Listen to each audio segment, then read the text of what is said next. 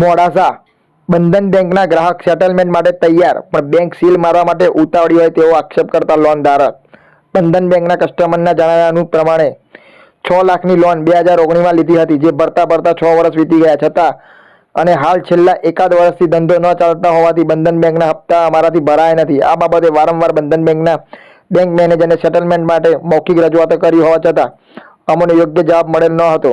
જ્યારે principal amount ₹3,93,565.95 જેટલી હોય, પરંતુ વ્યાજ અને બાકીના હપ્તા ગણીને ₹5,51,406 પૂરા વ્યાજ સાથે ભરવાનું કહે છે.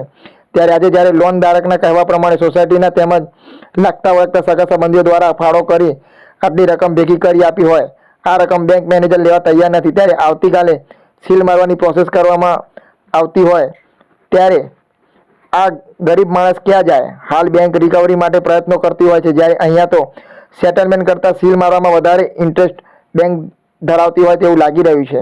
આ બાબતે લોન ધારક શું કહે છે તે ધ્યાનથી સાંભળો. જોતા રહો અજય એ ભાટિયા સાથે, ભાટિયા 15 ન્યૂઝ, અરવલ્લી, મોડાસા. સના ઈરાક પટેલ છે. હું સહારા સોસાયટીમાં રહું છું. હું બંધન બેંકમાંથી લોન લીધી હતી. 3,93,000 ભરવાના છે. અત્યારે 5,51,000 ભરવાનું કે છે. હું ક્યાંથી લાવું? હું ગરીબ છું. મારા ઘરવાળા સબ્જીનો ધંધો કરે છે. 3,93,000 મારા બાકી છે. હું અત્યારે નીલ કરવા આવી છું. બંધન બેંક વાળા કશું સ્વીકારતા નથી. હું 20 વર્ષની લોન 6 વર્ષમાં કેવી રીતે ભરી દઉં? મારા હસબન્ડ મજૂરી કરે છે. મારા પાસે અત્યારે પૈસા નથી. તમે કેટલી લોન લીધેલી? 6 લાખની લોન લીધી હતી. કયા વર્ષમાં લીધી? 2019માં. કેટલા વર્ષ ભરી અત્યાર સુધી તમે? 6 વર્ષ. 6 વર્ષ સુધી તમે પેમેન્ટ કર્યું છે? હા. અને અત્યારે હવે તમે આ 3,95,000 જે 3,95,000 રૂપિયા જે થાય છે, પ્રિન્સિપલ એમાઉન્ટ છે તમે ભરવા તૈયાર અમે છે. સંમત છીએ.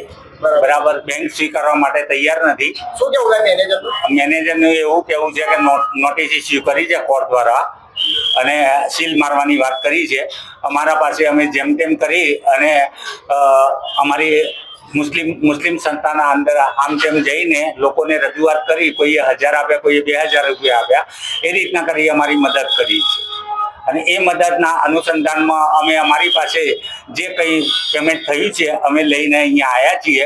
3,93,000 રૂપિયા અમે ભરવા માટે સંમત છીએ, પણ બેંક સ્વીકારવા માટે તૈયાર નથી. અમારી પાસે અત્યારે હાલ અગર લોન ક્લોઝ કરાવી છે એમને, તો એવું કહેવા માંગે છે કે તમે 5,51,604 રૂપિયા તમે પૂરેપૂરું ભરી દો. લોન કેટલી હતી તમારી? લોન અમારી હતી 6 લાખ રૂપિયા. 6 લાખની લોન હતી. 6 વર્ષ તમે પૈસા ભર્યા છે.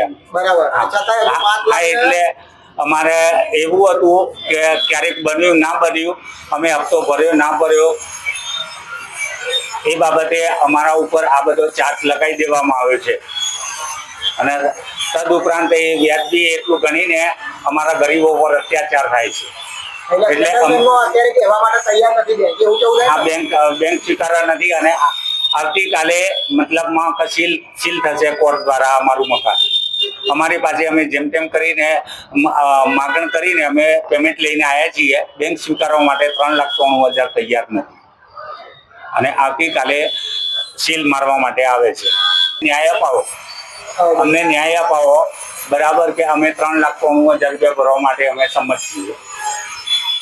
બની શકે તેવું નથી.